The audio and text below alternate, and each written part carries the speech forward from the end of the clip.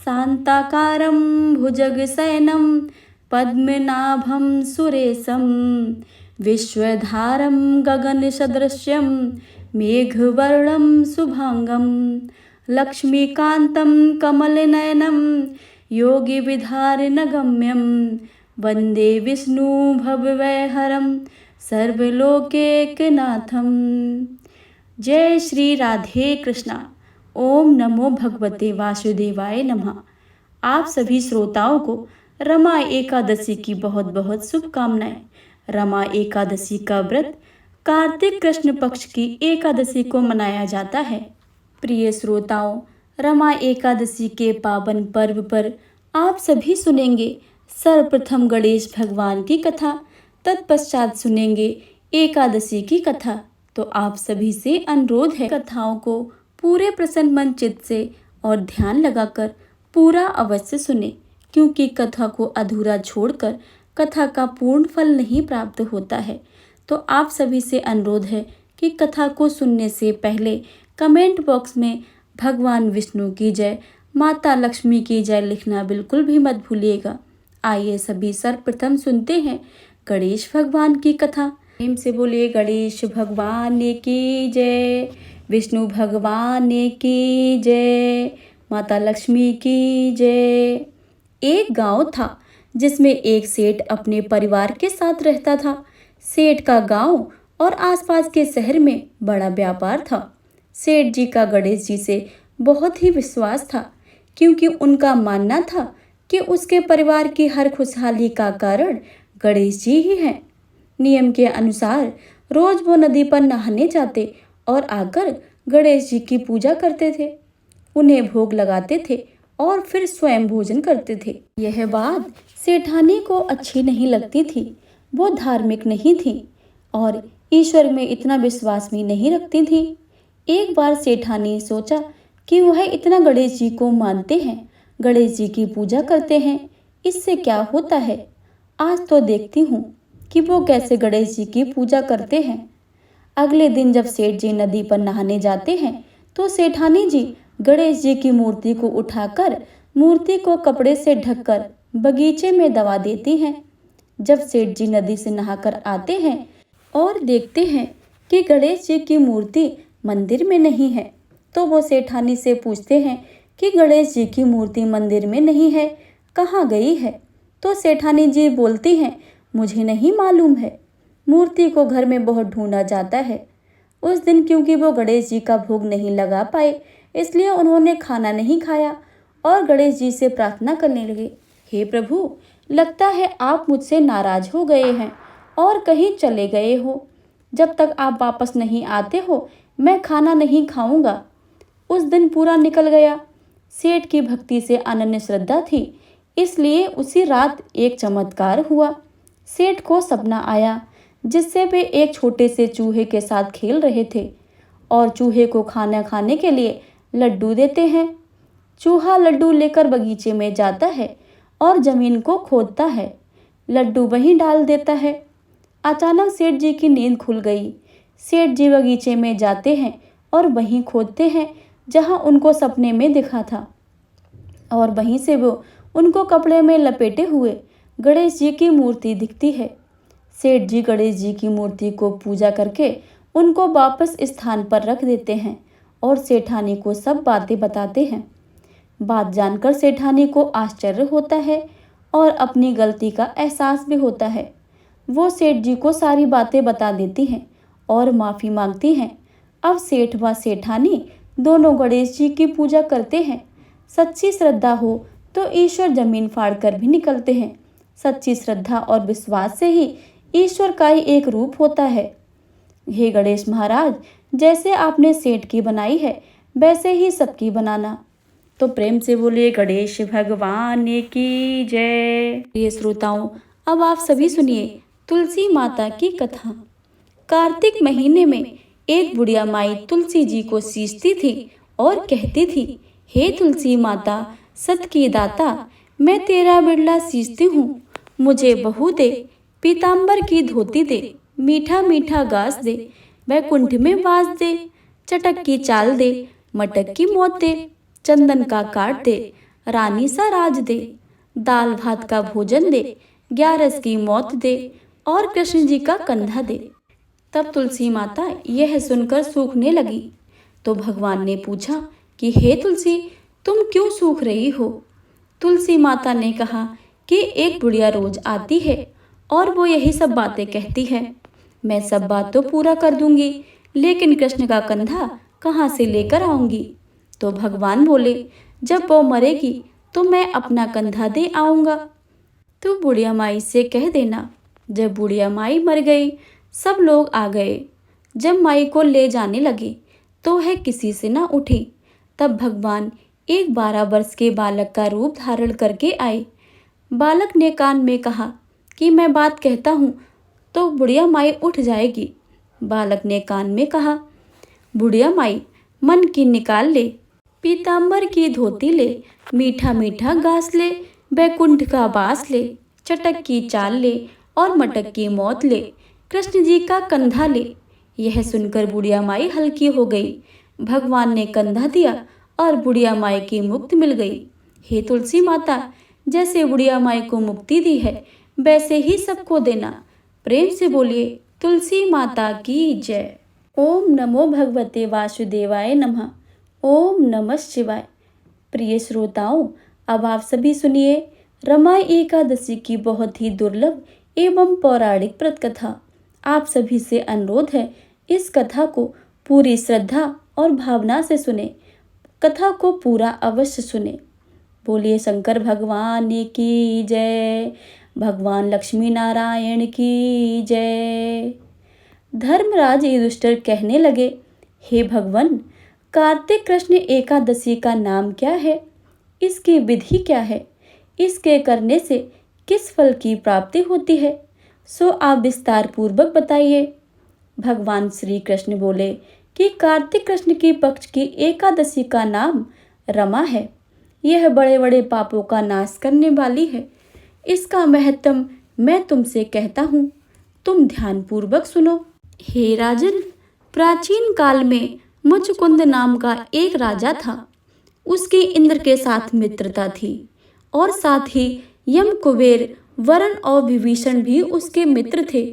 यह राजा बड़ा धर्मात्मा, विष्णु भक्त और न्याय के साथ राज्य करता था। उस राजा की एक कन्या थी जिसका नाम था चंद्रभागा था। उस कन्या का विवाह चंद्रसेन के पुत्र शोभन के साथ हुआ था। एक समय वह शोभन ससुराल आया। उन्हीं दिनों जल्दी ही पुण्यदायिनी एकादशी रमा भी आ गई। जब व्रत का दिन समीप आ गया तो चंद्रभागा के मन में अत्यंत सोच उत्पन्न हुआ कि मेरे पति अत्यंत दुर्बल हैं और मेरे पिता की आज्ञा अति कठोर है। 10वीं को राजा ने ढोल बजवाकर सारे राज्य में यह घोषणा करवा दी कि एकादशी को भोजन नहीं करना चाहिए।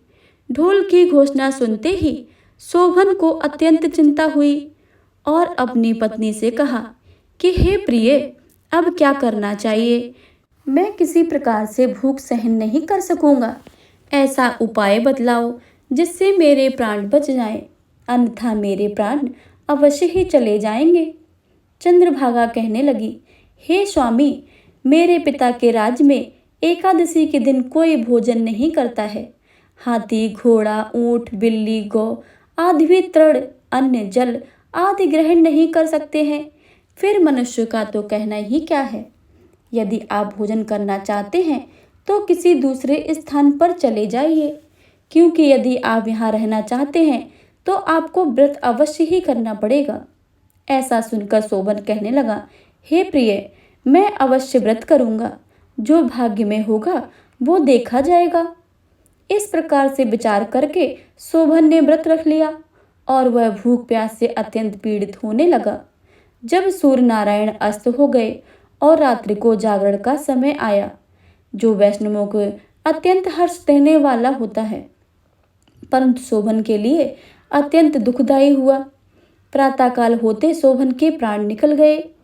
तब राजा ने सुगंधित काष्ठ से उसका दाह संस्कार करवाया, परंतु चंद्रभागा ने अपने पिता की आज्ञा से अपने शरीर को दग्ध नहीं किया और शोभन की अंत्येष्टि क्रिया के बाद अपने पिता के घर में ही रहने लगी। रमा एकादशी के प्रभाव से शोभन को मंदराचल पर्वत पर धन धान्य से युक्त तथा शत्रुओं से रहित एक सुंदर देवपुर प्राप्त हुआ। वह अत्यंत सुंदर रत्न और वैदुर्य मणि जड़ित स्वर्ण के खंभों पर निर्मित अनेक प्रकार की स्फटिक मणियों से सुशोभित भवन में बहुमूल्य वस्त्र आभूषणों तथा छत्र व चंवर से विभूषित गंधर्व और अप्सराओं से युक्त सिंहासन पर आरूढ़ ऐसा शोभामानी होता था मानो दूसरा इंद्र विराजमान हो। एक समय मुचकुंद नगर में रहने वाले एक सोम शर्मा नामक ब्राह्मण तीर्थ यात्रा करता हुआ घूमता घूमता उधर जा निकला और उसने शोभन को पहचान करके ये तो राजा का जमाई शोभन है, उसके निकट गया। शोभन भी उसे पहचान कर अपने आसन से उठकर उसके पास आया और प्रणाम आदि करके कुशल प्रश्न किया। ब्राह्मण ने कहा कि राजा मुचकुंद और उसकी पत्नी कुशल से है। नगर में वे सभी प्रकार से सब कुशल हैं, परंतु हे राजन, हमें आश्चर्य हो रहा है। आप अपना वृत्तांत कहिए। ऐसा सुंदर नगर जो ना कभी देखा हो और ना ही कभी सुना हो, आपको कैसे प्राप्त हुआ है? तब शोभन बोला कि कार्तिक कृष्ण की रमा एकादशी का व्रत करने से मुझे यह नगर प्राप्त हुआ है, परंतु यह अस्थिर है। यह स्थिर हो जाए ऐसा उपाय कीजिए। ब्राह्मण कहने लगा कि हे राजन, यह स्थिर क्यों नहीं है और कैसे स्थिर हो सकता है, आप बताइए, फिर मैं अश्वमेध यज्ञ उपाय करूंगा। मेरी इस बात को आप मिथ्या न समझिए। शोभन ने कहा कि मैंने इस व्रत को श्रद्धा रहित होकर किया है, अतः यह सब कुछ स्थिर है। यदि आप मुचकुंद की कन्या चंद्रभागा को यह वृत्तांत कहें तो यह स्थिर हो सकता है। ऐसा सुनकर उस श्रेष्ठ ब्राह्मण ने अपने नगर लौटकर चंद्रभागा से यह सब वृत्तांत कह सुनाया। ब्राह्मण के वचन सुनकर चंद्रभागा बड़ी ही प्रसन्नता से ब्राह्मण से कहने लगी कि हे ब्राह्मण, ये सब बातें आपने प्रत्यक्ष देखी हैं या स्वप्न की बातें कर रहे हैं? ब्राह्मण कहने लगा कि हे पुत्री, मैंने महावन में तुम्हारे पति को प्रत्यक्ष देखा है, साथ ही किसी से ना विजय हो सके ऐसा देवताओं के नगर के समान उनका नगर भी देखा है। उन्होंने यह भी कहा है कि यह स्थिर नहीं है। जिस प्रकार यह स्थिर रह सके सो उपाय करना चाहिए। चंद्रभागा कहने लगी कि विप्र, तुम मुझे वहां ले चलो। मुझे पतिदेव के दर्शन की तीव्र लालसा है। मैं अपने किए हुए पुण्य से उस नगर को स्थिर बना दूंगी। आप ऐसा कार्य कीजिए से हमारा उनका संयोग हो, क्योंकि वियोगी को मिला देना महान पुण्य है। सोम शर्मा यह बात सुनकर चंद्रभागा को लेकर मंदराचल पर्वत के समीप वामदेव ऋषि के आश्रम पर गए। वामदेव जी ने सारी बातें सुनकर वेद मंत्रों के उच्चारण से चंद्रभागा का अभिषेक कर दिया। तब ऋषि के मंत्र के प्रभाव और एकादशी के व्रत के चंद्रभागा का शरीर दिव्य हो गया और वह दिव्य गति को प्राप्त हुई। इससे बाद बड़ी प्रसन्नता के साथ अपने पति के निकट गई। अपनी प्रिय पत्नी को आते देखकर शोभिन अति प्रसन्न हुआ। उसे बुलाकर अपनी बाईं तरफ बिठा लिया। चंद्रभागा कहने लगी, हे प्राणनाथ, आप मेरे पुण्य को ग्रहण कीजिए। अपने पिता के घर जब मैं 8 वर्ष की थी तब से मैं विधि पूर्वक एकादशी के व्रत को विधि श्रद्धा पूर्वक करती आ रही हूँ। इस पुण्य के प्रताप से आपका यह नगर स्थिर हो जाएगा। इस प्रकार चंद्रभागा ने दिव्य आभूषणों और वस्त्रों से सुसज्जित होकर अपने पति के साथ आनंद पूर्वक रहने लगी। हे राजन, यह मैंने रमा एकादशी का महत्तम कहा है। जो मनुष्य इस व्रत को करते हैं उनकी ब्रह्म हत्या समस्त पाप नष्ट हो जाते हैं।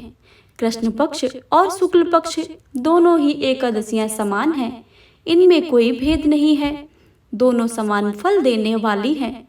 जो मनुष्य इस महात्म्य को पढ़ते हैं अथवा सुनते हैं वे समस्त पापों से छूटकर विष्णु लोक को प्राप्त होते हैं। तो प्रेम से बोले विष्णु भगवान की जय। प्रिय श्रोताओं, तो यह थी आज के रमा एकादशी व्रत की कथा।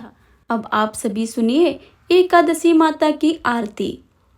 ओम जय एकादशी माता, मैया जय एकादशी माता। विष्णु पूजा व्रत को धारण कर शक्ति मुक्ति पाता। ओम जय एकादशी माता, तेरे नाम गिनाऊं देवी, भक्ति प्रदान करनी। गढ़ गौरव की देनी माता, शास्त्रों में वरनी। ओम जय एकादशी माता, मार्गशीर्ष के कृष्ण पक्ष की उत्पन्ना विश्व तारिणी जन्मी। शुक्ल पक्ष में होए मोक्षदा, मुक्तिदाता बन आई। ओम जय एकादशी माता, पौष के कृष्ण पक्ष की सफला नामक है। शुक्ल पक्ष में होए पुत्रदा, आनंद अधिक रहे। ओम जय एकादशी माता, नाम सट तिला माघ मास में कृष्ण पक्ष आवे।